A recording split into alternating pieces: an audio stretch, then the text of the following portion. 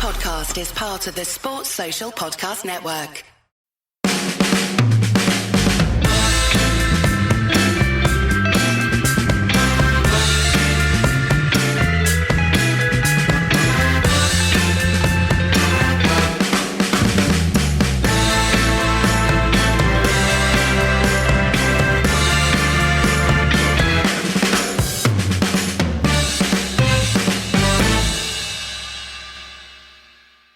In the game that's just finished as we record this, a genuinely, truly, totally and utterly woeful performance from United. But before all that, there was joy, there was fun, there was Berbatov not really being bothered to run. Much like all of his teammates. Such contrasting games this week. Fulham, I can barely remember a side coming to Old Trafford this season and trying less. It almost seemed like they just didn't care much. They were beaten before they turned up, right? It was so unbelievably easy. I mean, of course there were some nice performances all around through the team. I thought Anderson had a really good game in central midfield, you know. I can praise Anderson. I bet you're going to bury him. I will get on to criticising him shortly, but it was just so easy for United. You talked about them being terrible on the road. I said, but they just went to West Brom and won. But you called that one right. They were terrible. As joyous as it was to see the two glorious moments of Berbatov control that happened in that game, which have been commemorated in GIF form due to public peer pressure on Sean from Beautifully Red to reverse his Manchester United players only approach to Beautifully Red. Fulham were as bad a team as I've seen at Old Trafford. As you say, they just did not look like they cared one iota. I don't really know what benefit there is in analysing that game. One team wanted to progress and the other team really wasn't fussed either way. Yeah, it really felt like it, didn't it? I mean, they got the late consolation, I suppose. United could have scored 7, 8, 9 cricket score levels. It was that easy and quite wasteful from United. And the game was won after 3 minutes, for sure. And Giggs stroked home the penalty. Glad he took it rather than Wayne Rooney. He would have missed it again, obviously. Yeah, we like to see that. It was interesting and a fine, decent pen from Giggs. Yeah, he didn't hit it very hard. Hard enough to go in. No pun intended, but Giggsy. So sad. It's so sad that Ryan Giggs is associated with anything other than being a wonderful footballer and his legacy forever tarnished. Of course, there was that great story that Wilfried Zaha turned up for his medical in an Imogen Thomas t-shirt. It turned out it wasn't. It was just one from River Island. But lots of people thought it was. And what a great story that would have been if it was the case. But I thought Giggsy did all right against Fulham. You know, I mean, it's hard to call anyone out for not having a good game against Fulham. It was almost impossible not to have a good game. There was that lack of effort from Fulham all round. Berbatov, I mean, he did all right. Yeah, a few nice touches. A few times he got the ball. Fulham were in a great attacking position, you know, on the break. Very few occasions this happened in the game, and he kind of held it up until United filtered back. And I thought, Agent Berbatov working his charm there. Nope, he just did that for 4 years at United as well. Yeah. Okay, a couple of things I think I want to talk about from that game. One, lovely to see Hernandez getting a couple, and it's interesting because the poacher's instinct is such a profound thing. Like, you know, you can't say Hernandez is having the best season of his life, even though he's had some very good games, but just you play him and he scores. You know, he loves to, especially against a team that's not really motivated, because he's so difficult to defend against because of his always running, always moving, always getting away from the defender. If the defender's not really on their game, they're going to struggle. Right. He loves to score. But enough about Giggsy. Hernandez did really well, yeah. Ba-boom. What's that, 14 he's got this season now, Hernandez? And you're right, not a brilliant season. I mean, he's in and out of the side, of course, but he's going to end up with over 20, and that will have been a great season for him. I think Fergie's right. I think Rooney and Hernandez will both score over 20, and Van Persie will probably get over 30, and that's going to take United a very long way in all competitions. Yeah, absolutely. It's interesting that, talking of motivation,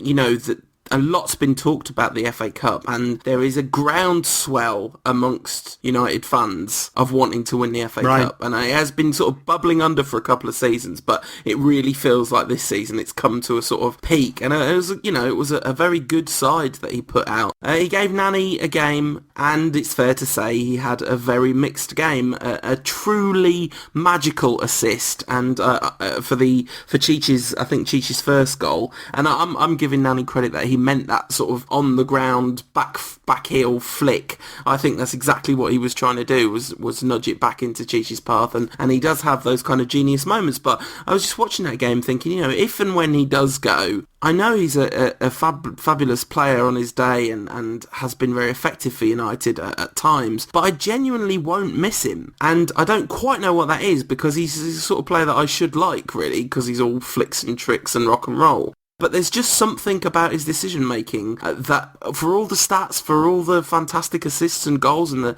incredible productivity of his output, really, when you measure it numerically, there's something about the fact that when the chips are down, he's just not the player I want on the ball. It's a fair assessment, isn't it? It really is, and that's why he's heading out of United. And Zaha, who is a very honest player, and that kind of old pros terminology, does track back. Interesting. I try to watch a bit more now he's joined and do some proper research and all that, the kind of analysis that this kind of show's famed for. So he's actually very good at that, Zaha. He does track back. He covers his full back. He's got lovely feet. He's got that burst of pace to get away from players, and I think his output will be better than it's been at Crystal Palace. I know that's odd because he's moving up a level, but I actually think working with better players and understanding space and movement, he'll score more goals than he does, because it's not a lot. But he'll be a good replacement. He's not like for like. He isn't going to get the number of assists and goals that Nani does, but frankly, Nani's he's tested Ferguson's patience too often now, and the contractual situation has kind of forced United's hand. Nani wants more than United are prepared to give him, and looks, actually, if you read between the lines of some of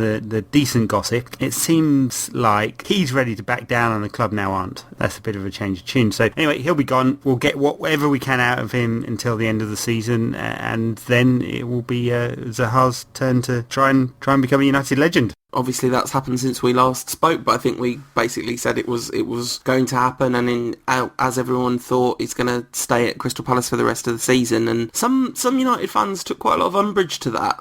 What did you make of the way the Zaha deal was done, and the fact that he's at Crystal Palace till the end of the season? Well, look, Palace have made the demand because they're on for getting promotion, and I don't suppose it's cost them anything financially. I don't think they'd have accepted a lower bid because of that. It was just part of their demands that they weren't going to let him go this winter unless they got to keep him. United have made the move now to cut off any other people, much like Chris Smalling, I suppose, and so I haven't got a problem with that. Of course, it's a problem if he gets injured. Yeah. Because the contract has been signed and it's a loan back, so that's an issue. I don't think he'd have played an awful lot at United, so it's not like we desperately needed him. I suppose he'd have been another tool, but it wouldn't have been much good for him. He'll come to United, get a full pre-season with the club, and have a season of settling in, and then he'll be like 21, because he's not a kid anymore, really.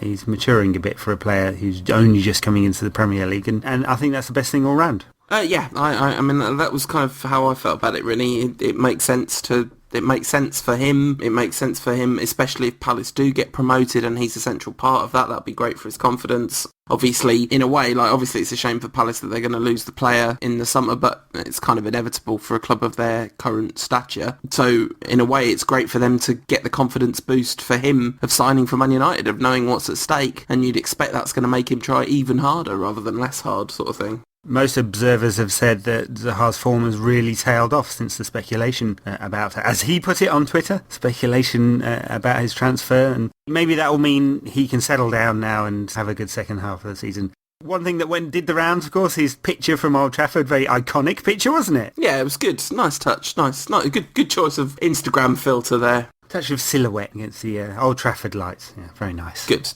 Definitely worked, and definitely a better artistic statement than that T-shirt, although given that he may be Giggs' long-term replacement at Old Trafford, sort of made sense, that T-shirt, when we thought, anyway, no, let's move on from that subject, and we'll move on from the Fulham game as well, and a very effective, functional Manchester United performance, scored a lot of goals, and we don't always, we really put Fulham to the sword, even though, as you say, it could have been a cricket score. It was still 4-1, it's a pretty big score, isn't it? Can't even do the link. I'm so depressed about the Southampton game. I mean, we finished 7 points clear, and that's wonderful, and it's so vital that we held on for the win after City only scraped a 0-0 draw against Ari's hooped army, but that was pretty bad.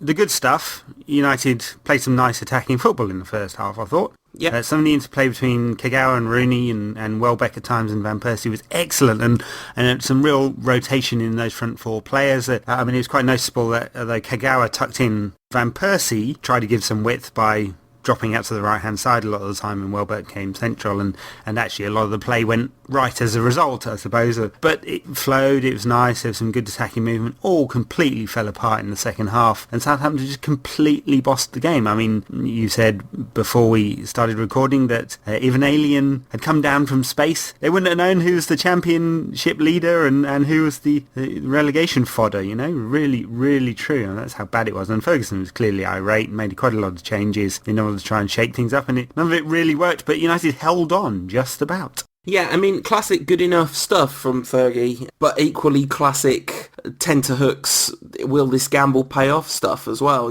I mean, you'd imagine that right now, as we record this, Sir Alex is either currently tearing into the playing staff of Manchester United or just having finished. Yeah, and we're recording this at midnight on Saturday. He's going for 18 hours of pure rant. I mean, it would be deserved, wouldn't it? I mean, we rightly pointing out how dreadful United were in the second half, but I think it's fair to say that it didn't exactly start well, and Atliz Worsley asks, who was more to blame for the first goal by Southampton? Well, the only goal by Southampton, of course, in the end, fortunately, and that was Carrick or De Gea?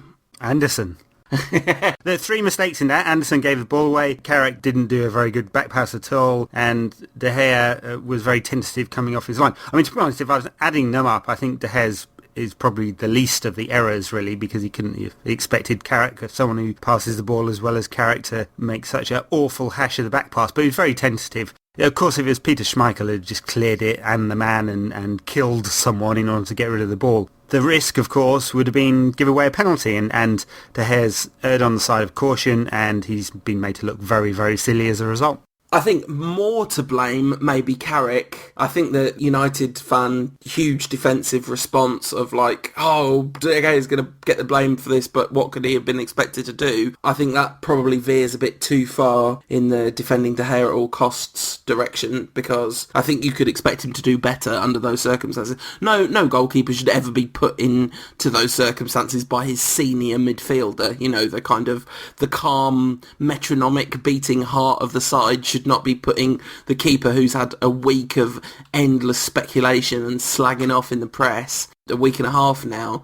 He really shouldn't put him under that position. So I think in that sense it's way more Carrick's fault, but De Gea should have done better with that, surely. I mean, I agree. Should have done better. I guess the argument is if he'd been more aggressive, he'd have probably given away a penalty. Yeah. So he had to find the balance. He didn't, and United conceded, but lots of errors in that one. So if anyone's going to get criticised, he's got to get it as equally as Carrick and Anderson, who both made some mistakes. At least after that, De Gea made a couple of decent saves, one from a free kick. Not that there were really too many chances on target from Southampton, although they did have more shots than United in the game overall. Yeah, if Southampton were good, we'd have been absolutely hammered in that game, because they're not that great. They're playing very functional football, and they put as good a half of football together at Old Trafford as any team has. But, it's not because they are world beaters. We just kept giving the ball away time after time after time. One of the most sloppy performances in terms of United's ball retention this season. I mean, last season we talked about it constantly, right? But this season it's not been a thing. Yeah, it was really, really poor.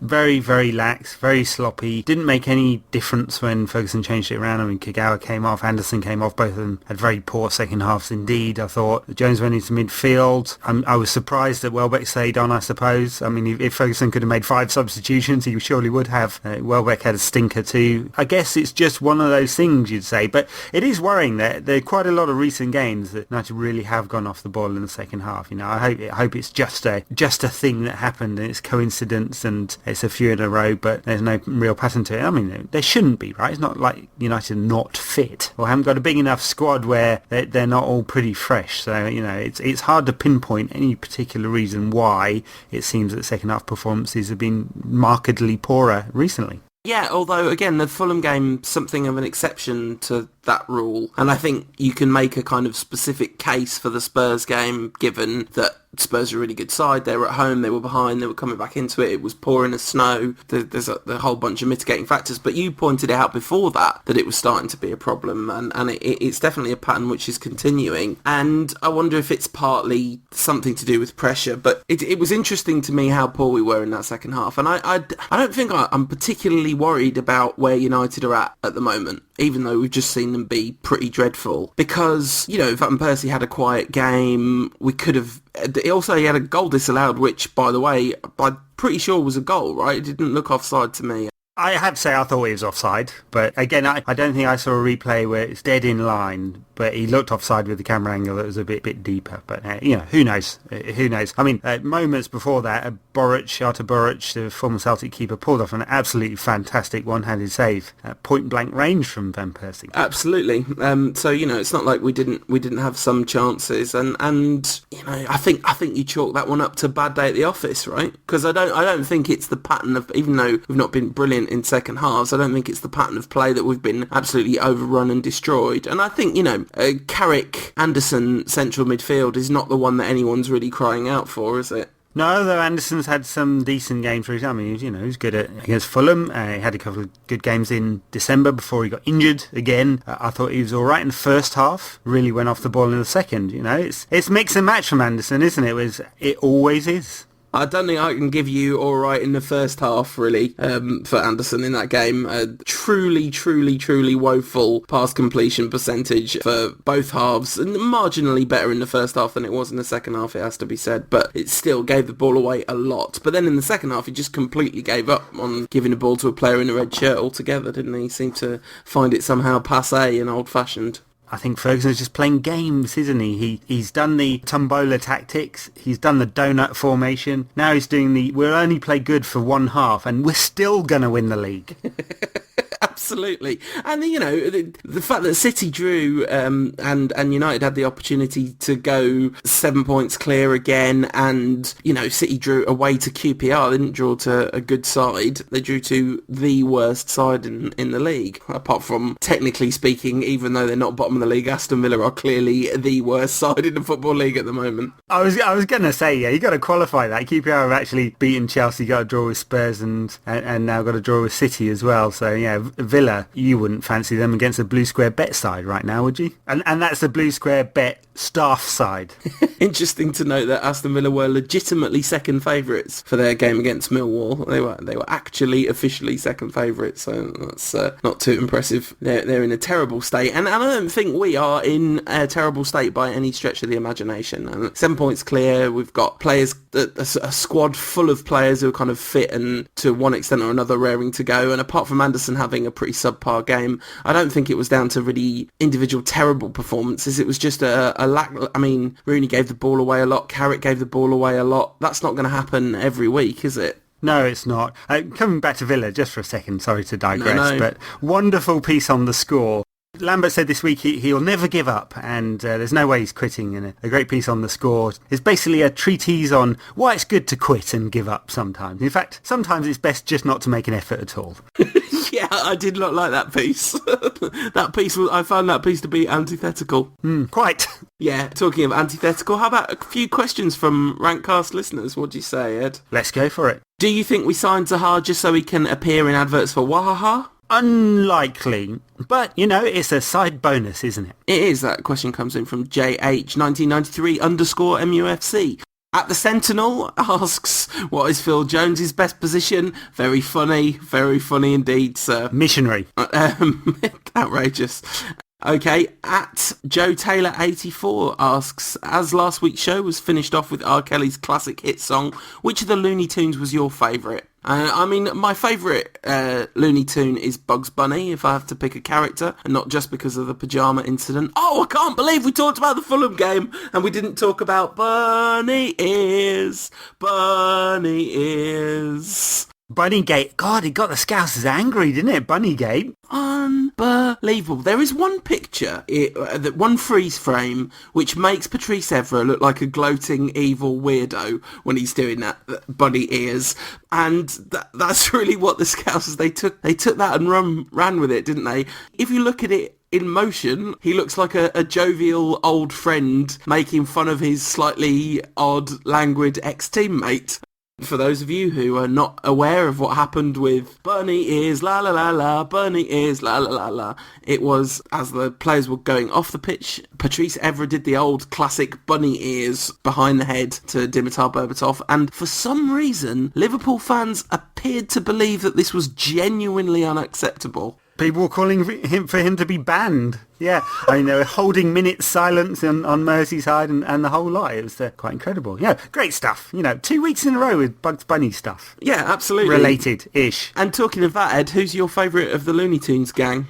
Roadrunner a Looney Tune? Absolutely, and... Meh. Do well down the wing, wouldn't he? Fergie likes a speedy winger. He does, and could evade the challenges of Wile E. Coyote. Brendan Rodgers, in this case. Sort of incompetent, evil mastermind. The Roadrunner cartoons, Bugs Bunny's my favourite of the characters, but the Roadrunner cartoons are the funniest. Man, the funniest of the Looney Tunes cartoons. It's a fact. And big fan of the Rantcast at Khalid MUFC asks, with all the talk that Carrick and the TC23 duo are very good this season, do we really need a new central midfielder, or should we focus more on our wingers? And they're saying they're all out of form, and actually we've got lots of substitute central midfielders available. And at Red Zeppelin says, my usual question, forget central midfield, sell Nani and Valencia, buy Gareth Bale, and play a 3-5-2 with Bale and Rafa on either flank. Yeah, I can't see that one coming up. I mean, back to the question, but is there really any strength in depth there? Because do we trust any of the players? I mean, Fletcher's off permanently, it seems. I mean, I think he'll come back as a coach, or Ferguson says he'll come back and just sit in front of the back four, so, you wonder what kind of additional value he'll add there. I mean, Carrick, great. Cleverly's having an increasingly good season when he plays, of course. Scholes looking extremely dubious, and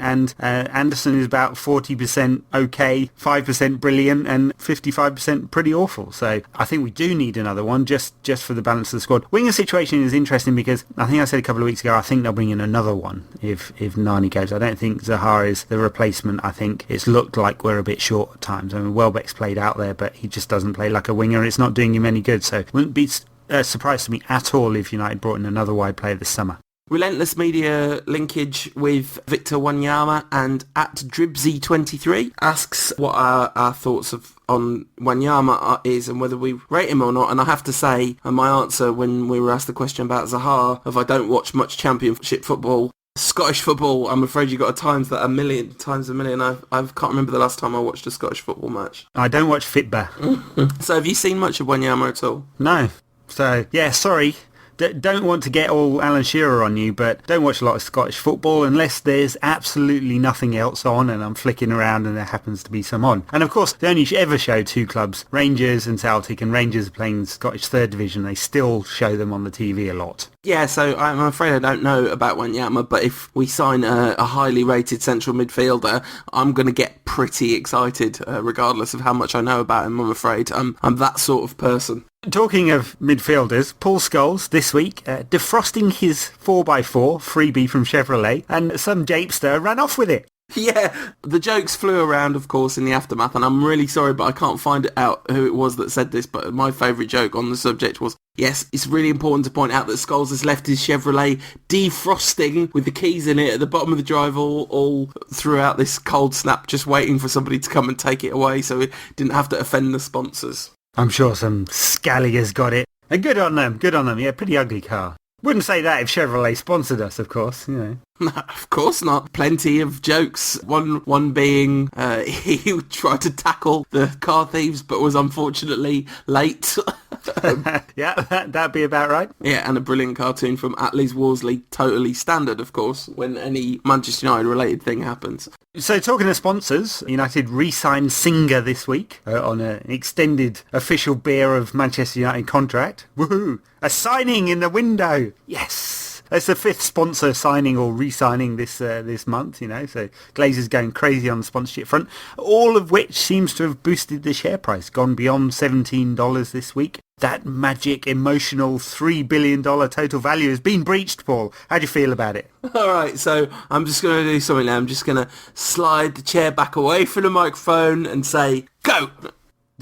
Well, I don't even feel like having a rant about this. Yeah, the share price has risen, partly on the back of quite a lot of sponsorship. I suspect also that United's underwriters are talking up the share price in the parlance ahead of a possible another mini partial sale of some shares. They denied it very strongly. Edward Woodward, who used to be the COO, I think he's got some kind of commercial role, but he's head of commercial for United, said that Glazers would be around for many, many years and they're not looking to sell. That's not a complete denial, of course. So it wouldn't surprise me if there isn't, if they feel this period of share price inflation is going to continue. There isn't another mini sale to realise some equity from the club as a result. And of course, the same week that the Deloitte Football Money League comes out, I mean, it's basically just a ranking of revenue. There's no real intelligence in it apart from that. Real Madrid number 1, 512 million euros revenue per year. Barcelona number 2, 483 million euros revenue per year. United number 3, 395.9 million euros revenue per year. That's actually slightly down on last year, and all of which means United are some 100 and a bit million euros behind Real Madrid. And the vast majority of that is made up with the different structuring of the TV deals. So Real Madrid sell their rights on their own with Barcelona. Barcelona and Real Madrid make about 150 million euros each a year from La Liga TV rights. United made something like 60 and a bit million. They'll make quite a lot more than that next season when the new deal kicks in, but it won't close the gap. So that's most of it, and actually Real Madrid do better in commercial income too. Other sponsorship deals. So, it's interesting. We talked about all these deals that United have created recently, but still some way behind Real Madrid. Financially, all sound, I suppose, if you're in the Glazers commercial department. And that's the money piece for this week. I wanted to ask a couple of questions. When the share offering went live, there was all the kind of grown-up analysis that I saw of it was that it was a terrible share offering and that the price would absolutely tank. I think that was your speculation, and definitely Anders Red as well was mentioning that. George Soros taking some share in United, and you pointed out that, yeah, that's an absolutely tiny punt from a hedge fund of that size, and it wasn't him personally, it was his hedge fund. But actually the shares have been fairly successful and the price has risen, and I don't think anybody that was paying attention at the time would have thought that it would be where it's at now. And how much of that is to do with the increase in commercial revenue, which I guess was somewhat predictable, and how much of it is to do, excuse me for being ignorant, but how much of it is to do with the fact that we're top of the league? So professional investors, none at all, but although actually the feeling was there weren't an awful lot of pros buying into this deal. So, it's a little bit of speculation at Soros, and it is a little bit of sort of fan or, semi-pro fans and that kind of thing. So why has it gone up? A little bit, it's the commercials and the good performance. Of course, United have said they will not pay a dividend. So there's only a limited amount so that the good commercials will do. It says this is a stable club and the financials are good, and therefore there is growth in this club, and therefore these are good shares to hold because the capital value might rise, and it's self-fulfilling in that sense. But United are not going to be paying dividends based on profits, so people are not buying it in order to make a return, an annual return in that sense. So all the sensible, much better analysts than me were saying that the share price would fall significantly. It did for a little while. It touched 11 and a bit for a little while, but has risen very strongly in the last couple of weeks, and that's kind of why I'm saying, and I've heard, that there's a little bit of talk going around Wall Street saying that there might be another set of shares released onto the market, but we'll see, and at the moment United is performing strongly on the pitch, performing strongly off the pitch, and that all makes for a stable base for growth for the club, and that's what the market's seeing. It's all kind of interesting stuff, and the thing that I think it's sort of weirdly important not to lose sight of in all this is that the people running the club are running it for their own personal financial interests. This block of shares is released at some point in the near enough future, maybe in the summer, who knows. Then we'd expect the majority of that money to be trousered by the Glazer family, what they're in it for, after all. Yeah, absolutely. So I suppose we should drag ourselves kicking and screaming back onto the field of play and have a quick look at the game that's coming up at the weekend against, who is it? Someone we haven't played for ages and ages and ages.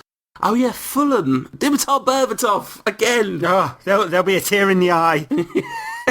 Of course, completely different team, really, because they actually do play quite well at home. You have to think that part of the reason that they were so absolutely abysmal was because the FA Cup is not really on their agenda, because they do have to consolidate. They're kind of slipping in the league, and, so they're obviously going to want to do something. And we've had a few problems at Craven Cottage in recent years, have we not? Well, right, at least Carrick and Fletcher won't be playing at the back with Richie Deloitte. Remember that calamity from a few years ago. Talking of money, Mohamed Al Fayed, Fulham's owner, has written off all their debts and turned it into equity. So Fulham, one of the few debt-free clubs in the Premier League. Not if they go down, though. That would be very interesting. I mean, he's basically subsidised the club for many, many years now. Yeah, absolutely. And are they in trouble financial fair play-wise? Interesting. Yeah, I don't know because I haven't looked at their accounts in that kind of detail. They will presumably have to rebalance the books. I mean, Stoke are in a similar situation, of course, because they've traditionally outspent and been sort of semi-subsidised there. So yeah, I mean, I'm sure they'll comply, but it might be a little bit of tightening of the belts. I mean, they don't get a lot through the gates and not a lot of sponsorship revenue there. So even if they do run the club in a more sustainable fashion, it will put them in under more pressure, of course. This is worth pointing out, of course, Platini's a very silky administrator and he's very determined and he always, puts in a great administrative performance when he's administering FFP against City and Chelsea, but can he do it on a wet Wednesday night at the Britannia? Yeah. Well, so interesting this one. Of course, a House of Commons Select Committee report this week basically recommended legislation if the FA doesn't come round to reforming it itself. So there's very broad summarisation. They're basically calling for the FA to be much more independent, for a change in the ways that the FA Council, that's the kind of supposed to be the Parliament and other independent bodies, is run, and some of the key committees and the governance of the FA itself. So a lot of structural changes they're asking for, plus also some kind of financial fair play regulation. And United are pushing for this very, very hard. Of course, they're very interested in having some kind of FFP in the Premier League because the principal competitors at the moment, Chelsea and City, don't comply as it stands. Very much in United's interests, and the government are saying that this industry has to be more sustainable. Robertson, the sports minister, said some time ago that football is the worst governed sport in the country, and I have to say it's not common of me to agree with the Tory, but I had to say I really did agree with that one, and it would be good for the game overall, although of course City fans will bleat on about it a lot. I mean, you rather suspect that City, if they need to comply, will just find another Qatari sponsor of some kind. Yeah. Sponsor the toilets, £400 million a year. Most expensive crap you'll ever have. Balotelli gone from City. He's off back to his homeland, and I'm pleased, and I wish him all the best for his journey. I think a lot of fun gets made of Balotelli, and a lot of not understanding what it's like to have personality issues. Basically, I don't mean like that as a diss. I mean emotional well-being issues. Oh, bless. Of course, some interesting emotional behaviour, was it, by United fans? Urinated all over his camouflage Bentley, and another guy pulled his trousers down and wiped his bum all over the car. Very classy stuff from United fans there. Talking about rivals and patheticness, I feel like we would be going amiss if we didn't take at least a few seconds to say that whilst we are clearly against modern football, we're not against the magic of the FA Cup, which is back with a vengeance. Super Sunday is Sky's preferred branding for their Premier League coverage. Wigan against Southampton, followed by Bolton against Newcastle. Bolton obviously got a Premier League seat, but you get the gist. But this really was a Super Sunday. Glorious, magical result after magical result. I mean, we're never particularly pleased when Leeds win, but still. No, some great cup football. I mean, Oldham, Liverpool, brilliant. Leeds, Tottenham, brilliant. Yeah, really enjoyed a full weekend. The only thing I didn't enjoy was ITV's coverage, which was just absolutely abysmal, Luton Town winning at Norwich. It was given about 3.5 minutes. They led the highlights package, just about 3.5 minutes worth of action. Yeah, I was fortunate enough, though, to catch the Oldham-Liverpool game in all its glory for about half an hour to go in that game. And when they went 3-1 up, I thought, yeah, I don't think I could live with myself if I missed this from here on out. And a bit of Schadenfreude. It's not my favourite thing in the world, but I really, really, really not. I'm not a fan of the way Liverpool Football Club have behaved over the last year and a half, so it's quite entertaining to see them get demolished by what can only be described as the kind of prototypical old-fashioned footballing outfit that was Oldham, managed by Paul Dickoff. Right, up and at him, weren't they? Johnny Foreigner doesn't like it. Talking of Johnny Foreigner not liking it, do you think that we'll be up and at Fulham on on Saturday. Yeah, Saturday evening. Yeah, another bit of classy TV coverage from ESPN coming up, unfortunately. It's really, really quite dreadful. It'd be interesting to see whether BT do a better job because they've won the rights from next season. You can't see United not doing well. I mean, they're so comfortable against Fulham in the Cup. So maybe that's an issue. Of course, the crowd will be with Fulham, and maybe the players will put in a bit more effort, and you'd expect Fulham to be more in the game, and maybe complacency comes into it for United because it was such an easy ride in the Cup. So that's the danger. Still, I expect United to go out there and perform really well because Ferguson will have been very angry about the Southampton performance. I'm sure about that. Yeah, I was going to say, like, if you ever needed an antidote to complacency, that second half performance against Southampton was surely it. If they don't improve over that, then they really will be in trouble. But I think they will improve. I mean, let's play the random tombola team speculation. You always say the back five picks itself, but what you mean is the fullbacks and the keeper pick themselves. Who's going to play at centre half? Smalling, Vidic he had to bring Rio on, and that actually proved to be a very crucial substitution in the Southampton game because whilst we didn't get any more control over the game, Rio looked absolutely imperious and definitely improved the defence as a unit, didn't he? Well, no midweek games, so I'd expect Rio to start alongside Ferdinand. I mean, it feels more solid. I have to say I've professed my worry about how United will deal with pace with those two, but Vidic is getting better by the game, I think, and it doesn't seem like the knee injury has seriously affected his performances. I mean, he definitely was starting from a deeper position before. He's becoming a bit more normal. I'm not saying he's back to his 100% best, because I don't think he is, but it's better. So, I mean, that feels like a more solid, experienced partnership for an away game, you know, so I'd expect that, and I think De Gea will play. I know people will be critical of his weak attempt at kicking Carrick's back pass away against Southampton, but I don't think that's a droppable offence. You know, it doesn't appear to be in Fergie's sort of mind at the moment. So the rest of it, I don't know. I think Cleverley will come back into the side, and Carrick picks himself, and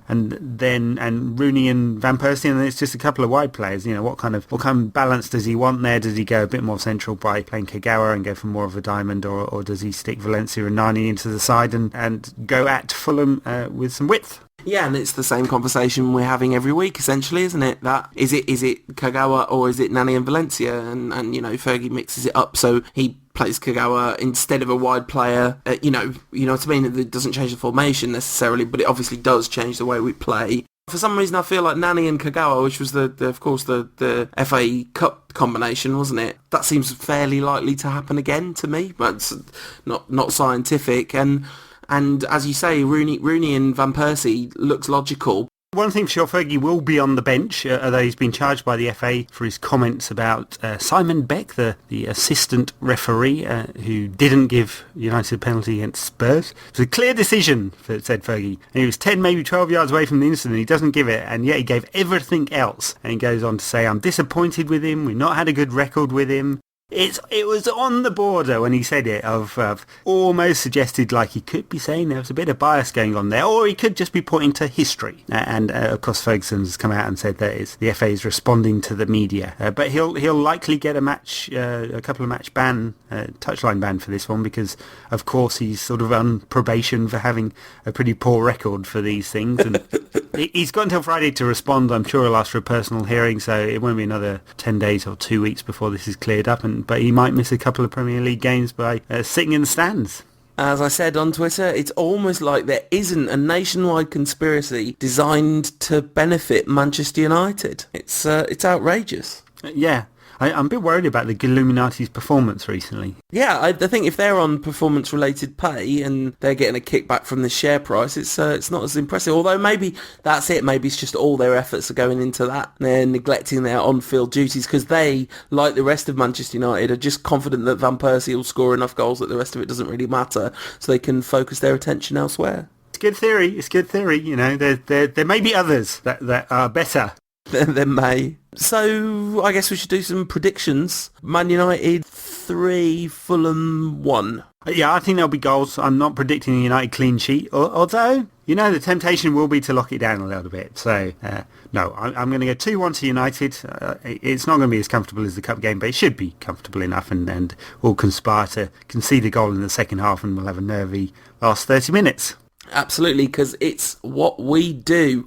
And we had a few criticisms and a few shouts of absolute joy from our choice of music last week, proving that, if nothing else, R. Kelly is a truly divisive figure in the history of world music. And I think this week we should go for something a little bit more unifiedly approved of. What do you reckon, Ed? Yeah, so we go for a bit of Wacko Jacko, Pedo's answer to pop. That's outrageous. By the way, a much more important musical subject. If you have not already checked out Austerity by Awate, and just search YouTube for Austerity and Awate, it's the latest fantastic piece of music by OG Rantcast supporter Awate. And yeah, I'm a huge fan, as everyone knows, and it's well worth a few minutes of your time if you like that sort of thing. At UTD Rantcast, music management speaks. You're in for a cut here of the millions. I've given my advice to Awate. I saw his last video. I said, it was good. But Eric B had girls in bikinis, That's where it's at. Yeah, I think that's really important in, a vehement anti-misogyny campaigner. That's what you want in your videos. It'd be post-ironic. Yeah, totally. Post-ironic just means misogynistic, basically, as far as I can work out. Down with that sort of thing.